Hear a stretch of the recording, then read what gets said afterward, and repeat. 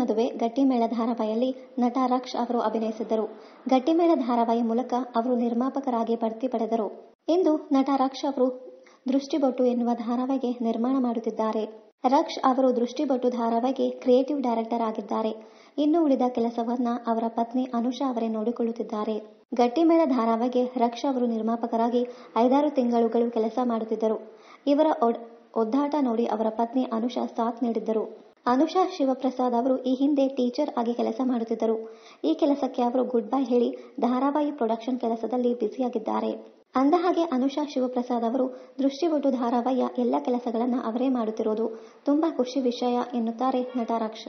ಅಂದಹಾಗೆ ರಕ್ಷ್ ಹಾಗೂ ಅನುಷಾ ಅವರು ಪ್ರೀತಿಸಿ ಮದುವೆಯಾಗಿದ್ದಾರೆ. ನಟ ರಕ್ಷ್ ಹಾಗೂ ಅನುಷಾ ಅವರು ಪಿಯುಸಿಯಲ್ಲಿ ಕ್ಲಾಸ್ಮೇಟ್ ಆಗಿದ್ದವರು. ಹೀಗಾಗಿ ಇವರ ಮಧ್ಯ ವರ್ಷಾನುಗಂಟಲೆ ವಯಸ್ಸಿನ ಅಂತರ ಇಲ್ಲ.